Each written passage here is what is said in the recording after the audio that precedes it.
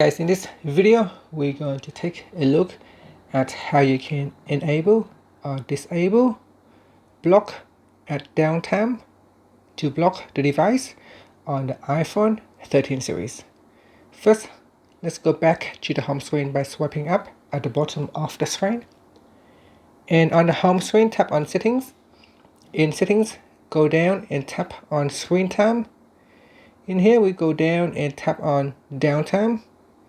Next, put in the screen time passcode, and then at the bottom here, tap on block at downtime toggle button to switch it off or turn it on. And this will allow you to turn on to block the device at downtime.